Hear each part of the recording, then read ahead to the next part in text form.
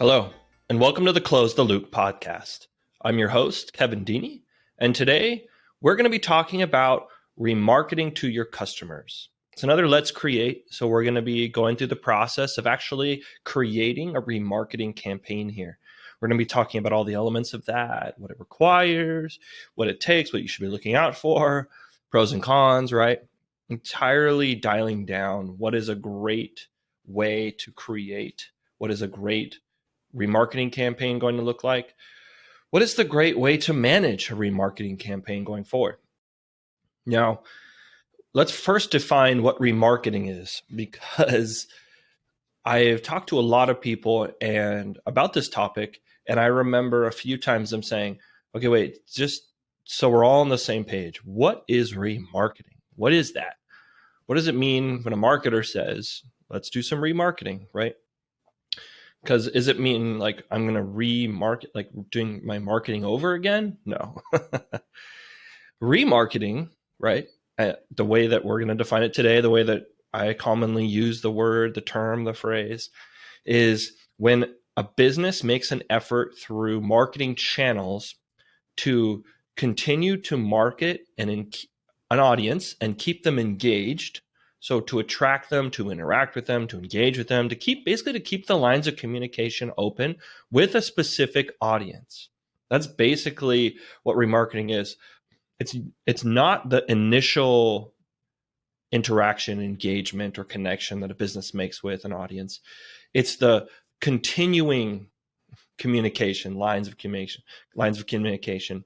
It's also the value that the business continues to make in the perception or position or view of the audience, in the value that it can deliver, right?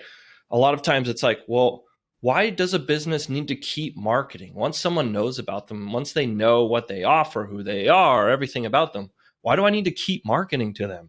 When they're ready, they'll just come to me. That's not the case. The reason is that other companies are marketing. There's lots of changes. People don't remember every company of every product or service that they want. They will remember maybe if it was recent. But as time passes, there's just so much going on in an audience and a consumer's mind that they're like, why would I remember you is going to be their thing. Why should I even care to remember, right? Unless, a lot of the time, unless the consumer has a problem, why would they even be thinking about you? Right? Why would they even care about what you do if they don't even have that problem anymore, right? And another way to look at it is, okay, great, they solve their problem. Are they aware of the other problems they have? Well, remarketing can do that. You've established something with this audience, right? That could be they've heard of you, they know of you, they visited your website, they've bought from you, they've continually bought from you, they've subscribed to you, they know of you, they met you, right? There's a lot of stuff in this bubble of, okay, you've established some awareness between you and this audience. Now, what do you do next? What do you do with that, right? That's remarketing's purpose. That's really the purpose of it. So I hope you can kind of see why there's value in it, because continuing to engage, to connect with your audience has value, has purpose. It can point them in the right direction. It can help them see that there is an issue, that they have an issue, that you're a provider of those, solutions, that there are solutions for the problems they're having. It's a lot, and people get their priorities sort of scrambled because every day of life, you're not thinking about, oh yeah, all the things I need. You're only like, what do I need to get to where I need to go, right? What's important? So that's going on individually in every consumer within your audience. An audience, just to be very clear, again, explain this for you, is the collection of consumers that is large enough to be representative, meaning there's enough of them there that you can either market to them, that you can know something about them, that you can understand them better. Homogeneous audiences are those that are all the same. So for instance, use me as an example, right? Let's say there's like marketers at companies in California that have a penchant for analytics. Okay, I would fall into that group. And if they go even more homogenous, might say males in their 30s that also have kids, that like golf, that like Batman, the animated Batman. I mean, I just keep listing off the things that are me, but that group would become very, very homogenous, very, very much the same. And the reason that that's valuable is that you can go, okay, this group is all the same. So I can think of a message or a positioning statement, an offer that would apply. If I could get it to apply to one, it's very likely that it will apply to the group, right? If you're thinking about, let's say, golfers as a group in a specific area, you may go, well, golfers in this area go like blast through their gloves often. So they're continually buying gloves. So, okay, that group is a homogenous group. They're all roughly the same and they all have a similar problem. So I can craft one message to that audience that is homogenous that all of them will have in common. And so it will resonate. It will be relevant to them. So the more homogenous the group is, right, the more you can kind of rest easy that you can have one kind of message that may resonate to that group. The underlying sort of belief here is that they're homogenous. Now, the truth is, unless everyone's cloned, like this is a fantastical example, right? Unless everyone in that audience is a clone of themselves, right? You've cloned me 1,000 times and put me in a group. They're not truly homogenous. They're going to be differences between them. Some of them are going to be in a different point of the buying cycle. Some of them will have different interest levels, awareness levels. They might have just purchased from you. Some of them may not have. Some of them, the person who was in their role before knows about you, but now they are in that role and they don't know about you. There's a lot of things about a group that make it that you could pull it apart and say, no, it's not all the same. They're not homogenous. They don't have all these things in common as much as we think. So you make a group as homogenous as you possibly, an audience as the same as you possibly can. And you can't do it perfectly. That's basically what I'm after here. It becomes more heterogeneous, meaning it's very mixed, right? It gets like, yes, this group, we call it an homogenous group of our targeted audience, their ideal, perfect consumers in this audience. But even within that, there's lots of layers. There's lots of combinations of who's really better and who's really not. And that is getting toward the expert or the science or the harder components of remarketing. Because when you can't do remarketing without an audience. I mean, an audience is who you're going to market to. And because remarketing is done to an audience that has had some connection with you, that is like the first checkbox of remarketing. Okay, this audience has had some interaction with you. Now, do you want to segment that further? You want to say, okay, well, let's break it down into people who visited my website, people who are leads, people who we've had appointments with or connected with, but they haven't bought, those that have bought from us, those that have bought from us repeated times, right? The most loyal group. So even within an audience of a remarketing audience, there's a lot of room to segment. And that is really where there's so much value and potential for remarketing is in segmenting. So the first thing to know about remarketing, right, is it starts with segmenting and building an audience. Now, to go off that, if you're like, okay, by the end of this, I would like to be able to create a remarketing campaign, which is what we're going to do with this Let's Create episode. So the first step is considering, who do I want in this audience? Now, audience building, segmentation is a very powerful, kind of a complex part of marketing operations, because it's considering, okay, well, what audiences do I have? You may have website visitors. You may have your CRM. Okay, where could I even find these people? Okay, so I have these two. Okay, on my website, I could break it down by what pages they visited, how many pages they visited, what specific, if I have multiple products or services, what groupings of those are they interested in? You can do all that on the website remarketing side. The side that I'm more interested in for this episode of remarketing to your customers is going to be those that come out of your CRM or your database. There's a lot of ways that businesses store data. So I'm just going to use CRM or database to associate with anywhere where you have, let's say, the stored information of your customers, your consumers, your clients, your patients, whatever it is, of people who have worked with you, paid money, and transacted with you in the past. So you have this group. Now, how big is it? How much information do you have? Do you know how recent the service or customer became a customer?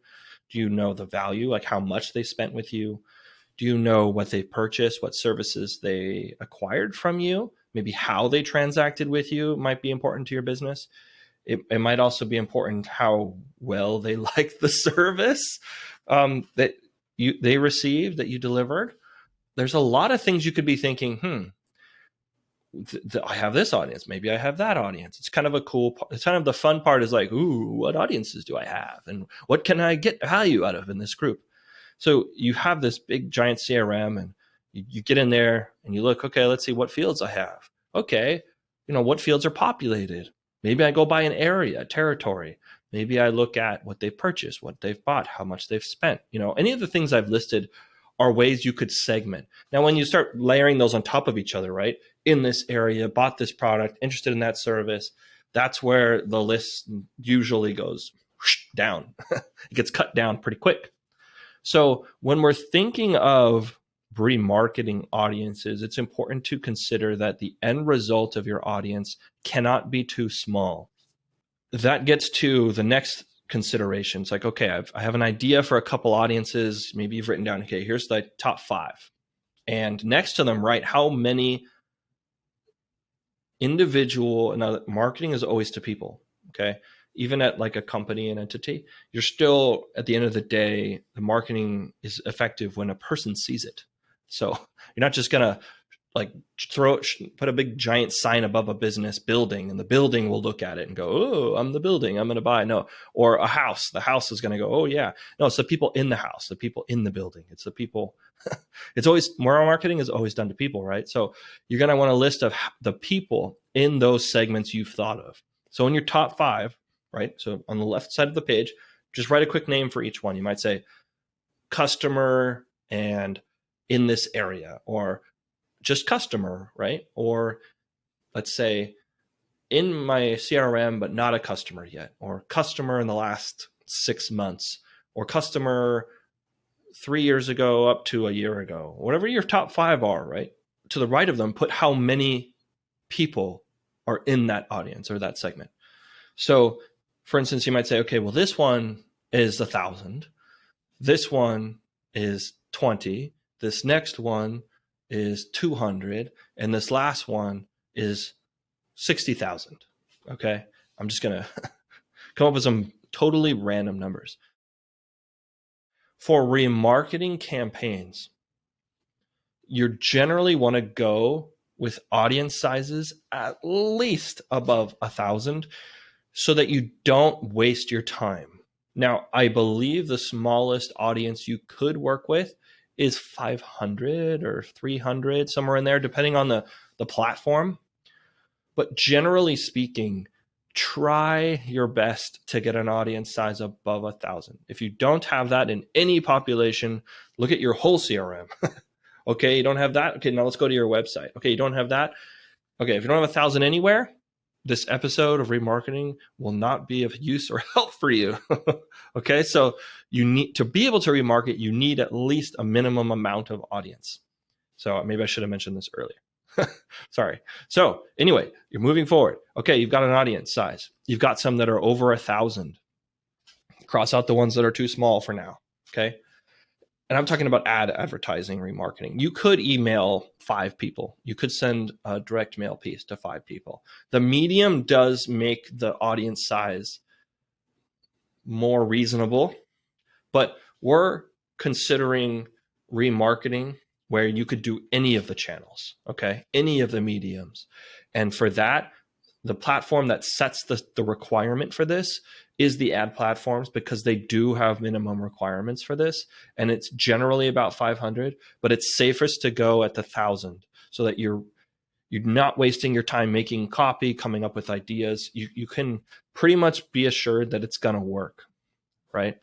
So You've got your audiences above 1,000. You've got other ones crossed out for now. You've got the ones that are above 1,000. Great. Okay.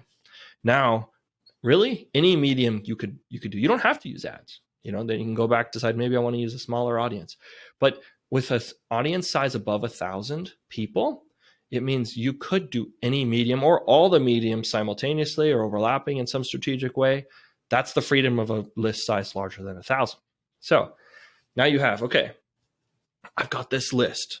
I've got this group, this audience. It's 1,000 or more, maybe a couple there. Now you need to think, okay, well, what am I going to do with them? In some businesses, there isn't really an upsell. So you may say, well, I do business with them, but there's nothing else I could sell them, nothing else I could invite them into. There's no other service I could offer them. So maybe that's not the best list. Or you could go to the drawing board and say, well, can I come up with a service, a product, something that would work for them? There's some product development there. But generally speaking, a business does have opportunities for upselling, cross-selling.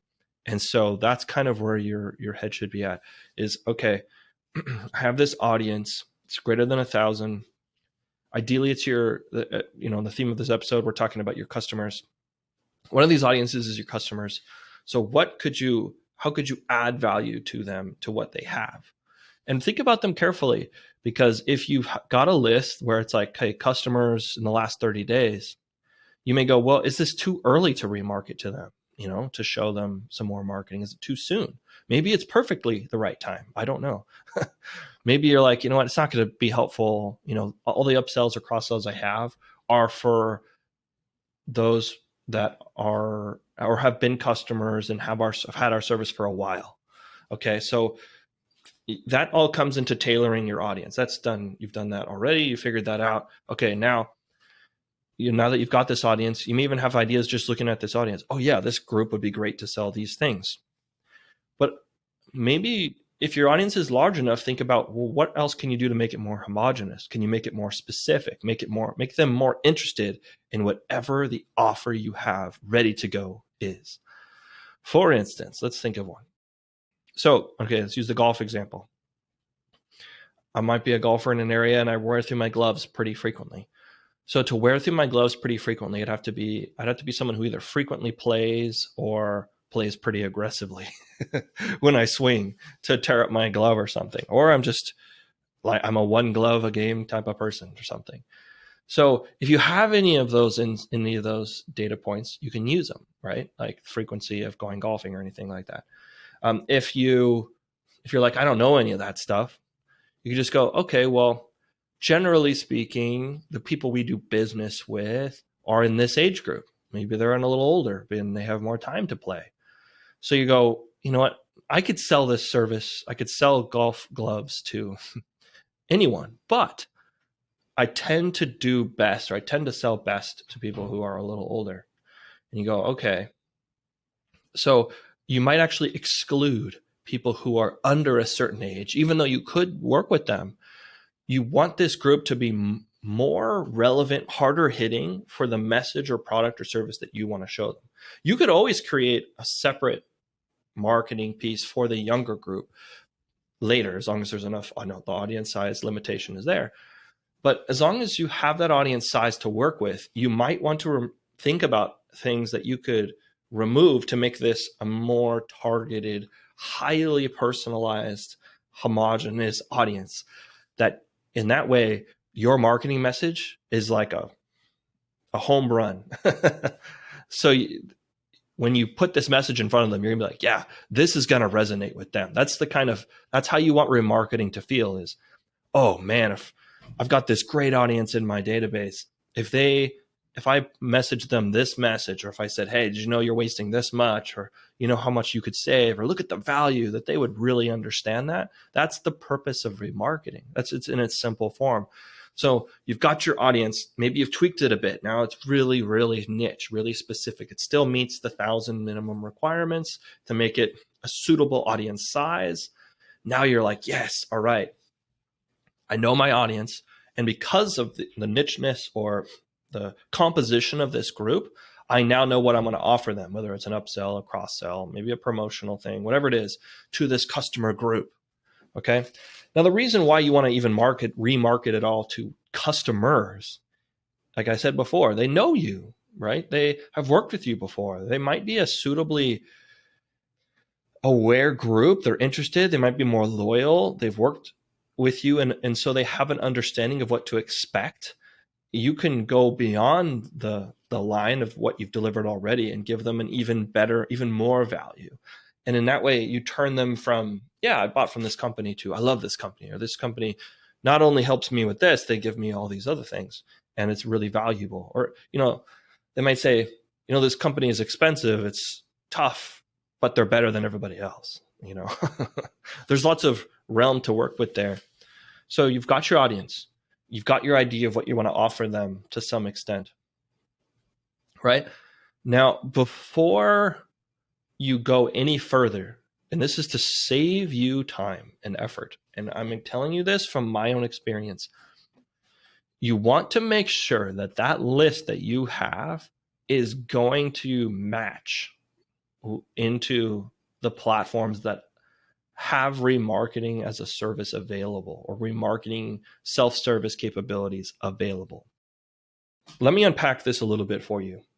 If you have a list of 1,000 people with 1,000, here's my list. There's 1,000 people, one in each row down my list, right? Usually it's a spreadsheet or a CSV format or an XLS format file, whatever it is, right? You're gonna have people down each row. Now, in each row, you have the person's information, right? It might be first name, last name, email, phone. From there, whatever other information you've included in this list, maybe the value that they've brought to you. Anyway, whatever it is that's in this list, you have to consider, okay, I have this audience, I have this list. Is this list clean? When I upload this list, or when I pull it, maybe your CRM or your database has a direct into audience platform tool.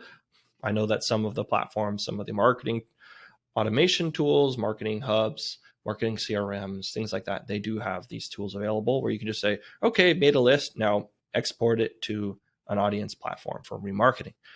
Now, if you're working manually, which sometimes is better than those tools integrations, you want to make sure that all the formatting, all the fields down every row that you're going to import are all crystal clean and that they are all functionally correct.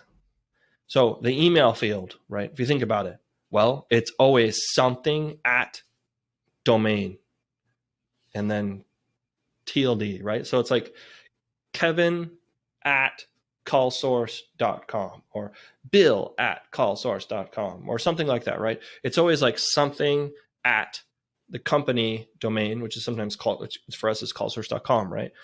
That's usually what an email address looks like. If you see something that says Kevin at, and there's no something.com or .net or Gmail or whatever it is, right? Then that email address is broken. It's bad. That's not a correct email. So even though it's in your 1,000, the problem is that when it tries to match up into the audience platform, it's not going to work. The audience platform has this information. And so what you're doing is you're taking your list or your report or your tool integration, and it's saying, hey, I have Kevin here. Here's his information. Do you have Kevin? And they're going to go, okay. If you have a bad email, it's going to say, nope, I don't have it. So that row won't count. Now, if you have 1,000 and you import across and it says, okay, I only found 50, right? Your match rate is going to be terrible. That's a 5% match rate. That's terrible. You want to shoot for match rates that give you a sizable audience to advertise to at the end of the day. That's why I said, try to get 1,000 clean list of records, because when you match, your match rate, if your match rate is 50%, you end up with 500 that you can target of the 1,000 that you gave them. That's it. So your match rate 50% means that your 1,000 got cut in half. They matched half. You can't expect a match rate of 100%. It can happen, but just assume that you're going to get hope for a 50% plus, because then you'll still meet the minimum requirements, right? Like I said, minimum is 500-ish. That's why I said go to 1,000 when you make your list, because when you go to match into these remarketing platforms, they are going to require you that your matched audience be a certain size. So you're going to need to clean your list up. If it's not too enormous, meaning I think, depending on your memory of your computer and Excel or Google Sheets, whatever you're using to clean it up, isn't in the hundreds of thousands of rows of people, then you can do some of it manually, right? You can go through and say, okay, any email address that doesn't contain the at sign, anything doesn't have a period, right? Make them all lowercase, get it all prepped. The other thing you can do is each of the audience platforms for remarketing have a template. So get their template and then copy your list onto their template, and then make sure your format matches exactly as they want. I know in Facebook, they may say something like, okay, give us, separate the first name and last name. Another platform might say, give me the first name and last name all together. And then you might go, oh, okay. Well, what if someone includes their middle name? What if someone has has like a junior or a Mr. or a doctor in front of their name, right? All of that you're going to have to clean up, which is the data organizational component of what you're doing. And it makes your CRM data governance really important, so that you don't have to worry about doing this constantly, right? You don't export email addresses and they're all funky, they're all terrible. You want to make sure that your information is clean so that you can do things like this without spending. It's like, great, I love the idea of remarketing. I went and I pulled out my list, and the list was all garbage, right? Half the names are capitalized or missing a last and first name or something, right? Or they don't have any email addresses, or that most of the email addresses are wonky. Go through, clean it up, get it real nice, do it your best, right? You can't expect anything other than that.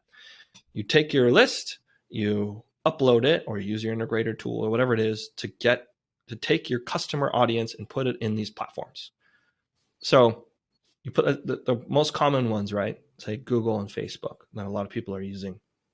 But a lot of, or most of the audience networks that are self-service have a capability of uploading a list and then matching it and just telling you, okay, well, you uploaded a list of X and this is how many we have of those people.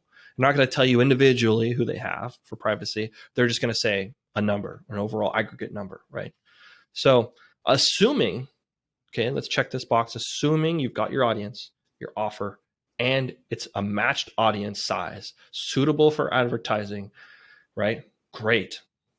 Now you can begin the digital marketing of remarketing to this audience.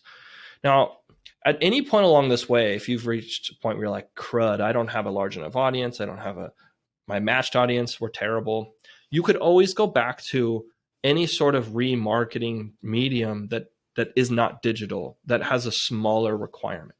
You could literally send one letter to one person. You could direct mail like 200 postcards, right? You can call people. There's lots of things you can do that aren't digital that would still work and work really well for remarketing. But as we're moving forward, we're going to focus on the digital side. Now, you've got a matched audience and they're sizable enough to advertise to. Okay, so you make your campaign. My taxonomy always tells me everything I need to know about the campaign, and it's a unique campaign name just in the campaign name. It's always unique there. My campaign names are always unique. So in my campaign name, it's going to tell me this is a remarketing campaign. It's going to tell me who the audience is. It's going to tell me when this campaign was established. It's going to tell me other information if I need to know anything that I put up along the way, so that, it's the practice of if you get hit by a bus, right? And you're gone. Is anyone going to be able to look at this campaign and go, oh, I see what he was doing here. I could figure it out. Or are they just going to see the campaign's called campaign number 4? That's so helpful. I know everything I need to know from campaign number 4. No, You don't know anything. Campaign number 4 doesn't mean anything. So in the campaign name, and this is what we'll pass across into UTM parameters, I like to put RE. So that tells me, okay, this is a remarketing campaign, right?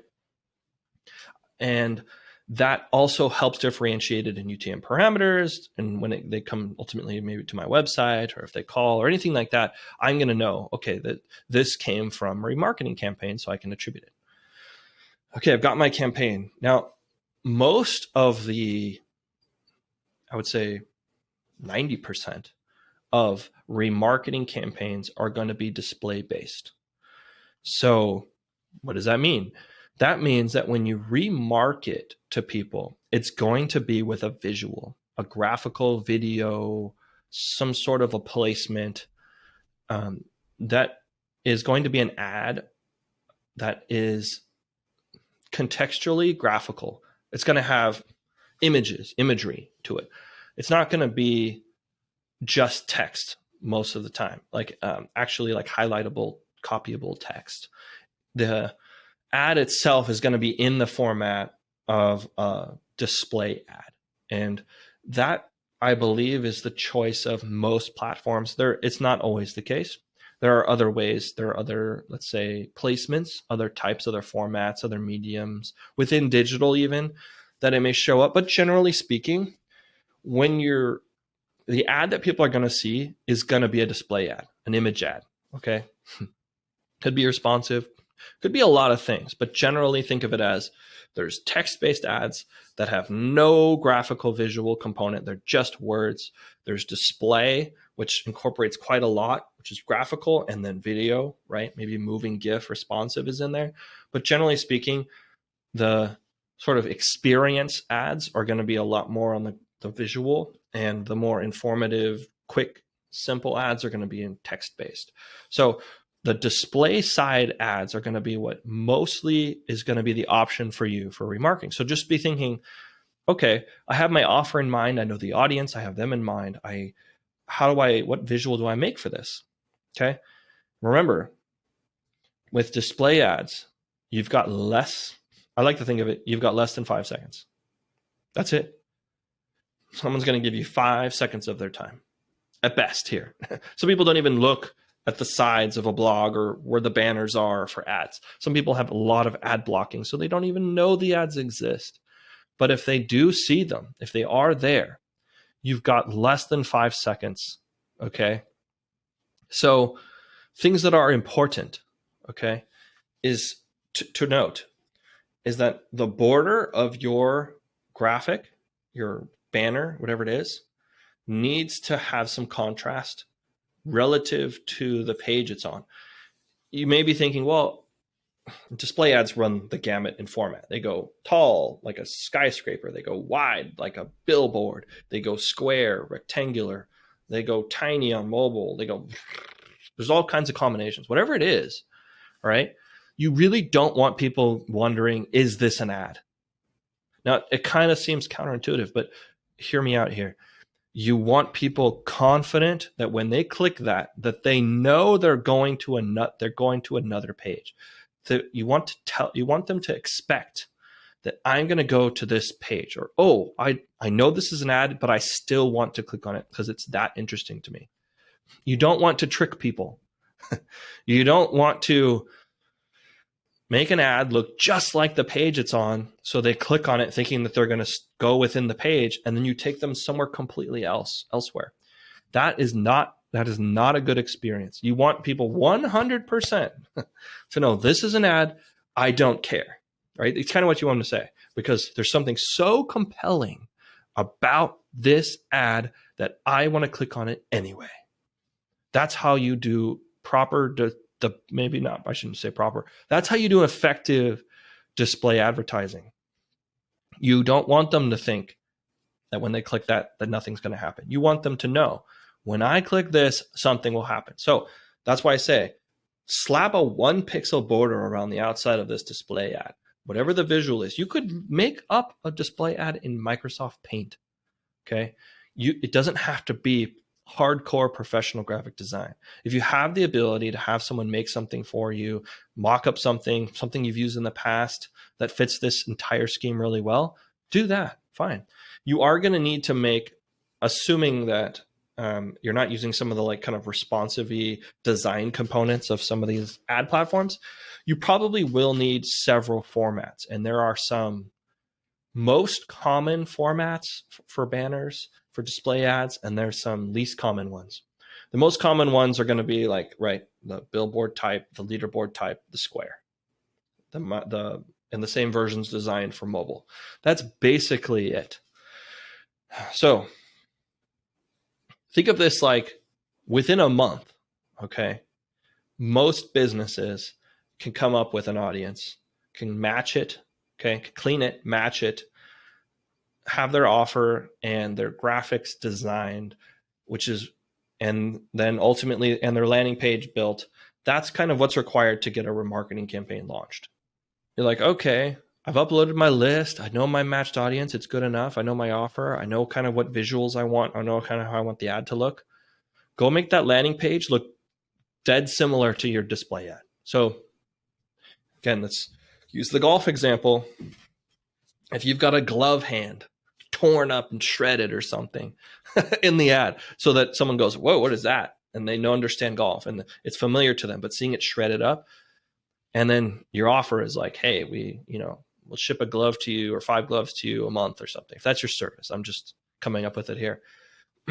When they click that and go to the landing page, put that glove image, visual, something on the page. Put the same language on the page.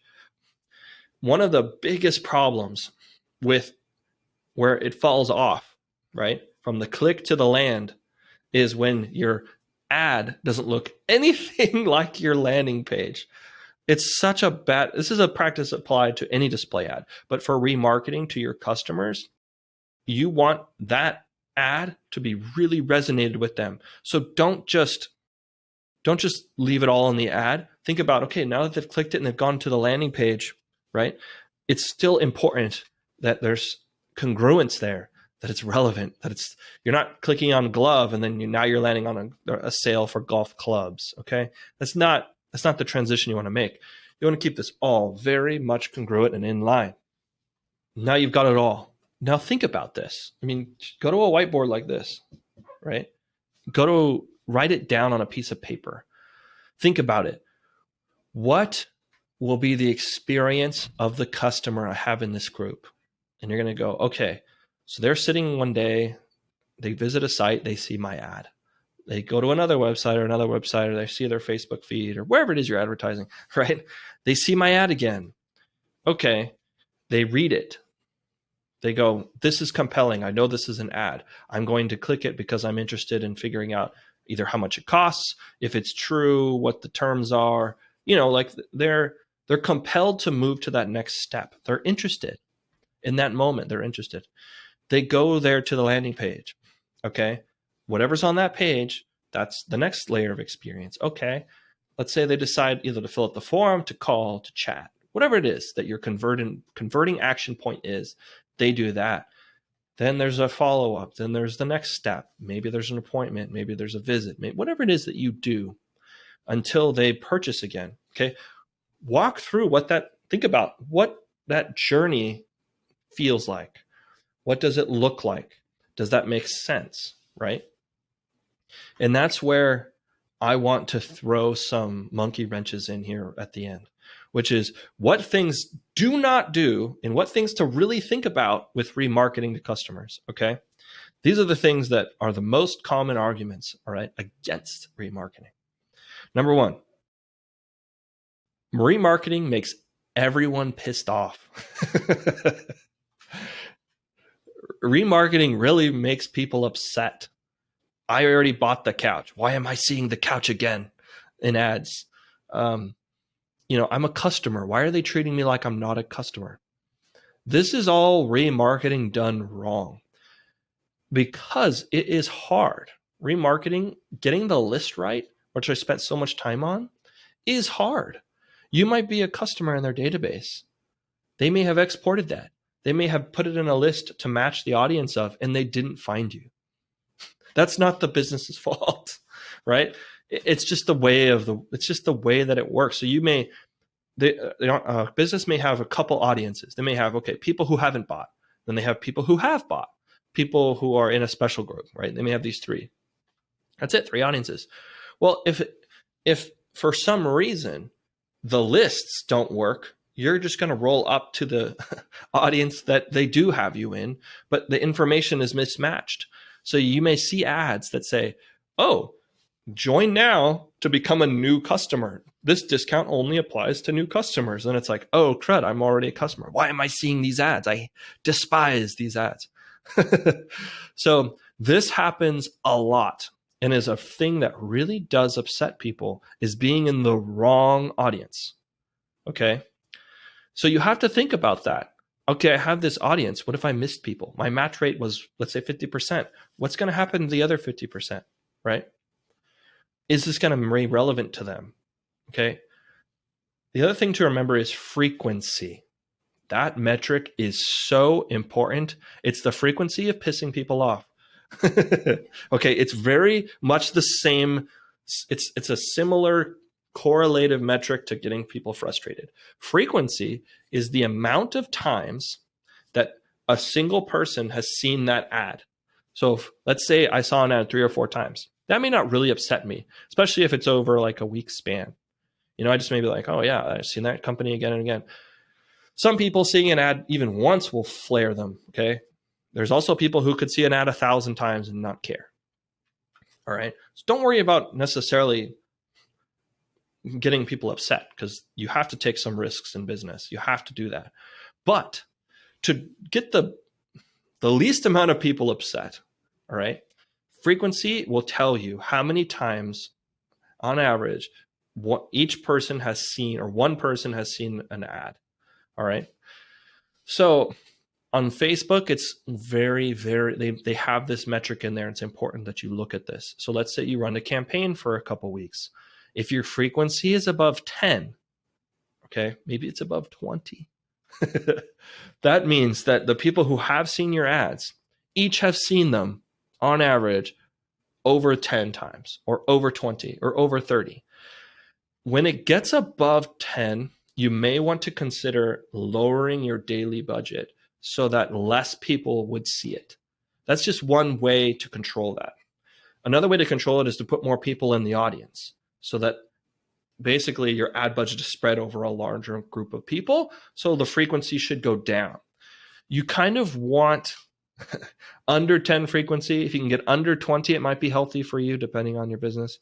You may want a really high frequency in a short period, and then you're going to turn the ad off.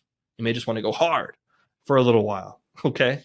All of these are different strategic use cases, but really don't forget about frequency, because if you over frequent your people, they're going to be upset. They're going to get mad. Okay. The second thing that I keep hearing about remarketing, and then the first one's not untrue. It's just, you got to be mindful, right? The second thing about remarketing that makes people upset is that whole, I bought the couch, why am I seeing the couch again? You can't do anything about that all the time. And it's so hard to control your audiences so that they're exclusive. You want minimal overlap between, especially vertically grouped audiences that move people through a linear process, like a customer journey, a buying cycle. You don't want people to keep seeing an ad when they don't care. They've already bought. They're not interested. So you may keep your audience window short, small. So meaning if you uploaded a list, you advertise to it, you may go, okay, in 60, 90 days, I'm going to wash this list out, put a new campaign on or something. Like there's other ways to try to combat the frequency problem or the I'm in the wrong bucket problem. But it's something you can't forget about, because it will frustrate people. All right. Last one is, there's a lot of different marketing strategies, mediums, channels. Gosh. So if I'm doing no marketing today, how important is remarketing? I always think about it like this. When you first start running your marketing campaigns, it will flow like a funnel. The funnel is really a great example. You're going to have people at the top, people in the middle, and people at the bottom. Okay. Where your campaign fits in is 100% dependent on the funnel above it. For instance, to convert people in the middle, those people need to know who you are, have some awareness, and have some understanding that there's a problem and that you could possibly solve it, right? All that happens at the top. So people aren't just going, I've never heard of this company. I have no idea what they do. I'll call them. That doesn't happen. So to get people to the point where they go, I know what this company does. I'm interested. I have a problem and they can solve it. To get them to that awareness and interest level, that buying stage level, they have to uncover and get educated, right? That happens kind of at the top. So you move people top to middle to bottom. So wherever your marketing is, it's situated sort of in a funnel. Now, what's the drop off? Let's say that people who are signing up on your website, let's say there's 100 in a month. And let's say out of the 100, only 2%, so 2 end up turning into a deal or an opportunity or an appointment or something. So 2% of 100, that's 2 people, that's kind of small. So you may go, I'm seeing 100, I'm only able to convert of the 100 leads, 2 of them. That feels bad. What can I increase that number? Okay, there's a severe drop off happening in my funnel. It's going from a healthy shaped triangle to like a very skinny, weird, like a really long funnel, right? Very skinny and toward the bottom. So that understanding where your flow or your customer journey has drop off points, the drop off points are perfect for remarketing. Okay, you have 100 leads that came in. Only 2 turn into appointments. What about the other 98? What can we do there? Ding, ding, remarketing, right? Let's get them back. Maybe there was something that initially interested them and then they lost interest. Well, how can we get their interest up again? How can we get them excited again? That's remarketing. That's one of its most tactical use cases so that you understand. Now with customers, they're already bought, right? But what are they doing? Like, sure, you've got them, you bought, but now they're just out there. You have this entire list of customers. What could you do something with it, right? Could you get them back? Get them to come back again and again and again. That, again, see, tactically, that's where remarketing fits in. So those are some of the quick wins as well, right? Think about drop-off points. Think about your customers, what you can do to upsell, cross-sell to them. Think about how you can get your CRM to be cleaner so that you can get lists out faster. So there's not such a horrible day spent in Excel or Google Sheets cleaning up, email or names or whatever. The cleaner your list is, the higher your match rate. So it could be pretty important to have clean data. And if it sounds like a lot of work, it's okay. It kind of is, but it's really not. Once you've done this a few times, you have the process down, you know what to expect. Okay, this is how much work I need for the landing page, for the graphics, either maybe a video you're going to make. I understand what it takes to get the audience in the list. And now I can move going forward. You really don't need hundreds of remarketing campaigns. You may just have one. That's it. Maybe you've never had one before. Maybe you're going to try for the first time. Maybe you have some, but you'd like to redo them, knowing some of the pitfalls and some of the things you need to be aware of. Maybe you're going to check them to make sure that the window of time that someone can be in your audience isn't like 6 months. Maybe you're going to tighten it. Okay. If they're interested, they're probably going to buy from me in the next 30 days or 60 days. And that's it. So set your window to that time. And if your audience gets too small, you have to go to other channels or other mediums. Maybe you have to spend more in something over here to get these other lists to be larger. You're a brand new business. You don't have much to work with in customers. So all of these to say are opportunities that I think make it so that you have a place to build the relationships between your business and your consumers by providing messaging, engagement, and interactions that do provide value to the audience and to the business. And that's all what remarketing is. So I appreciate everyone listening.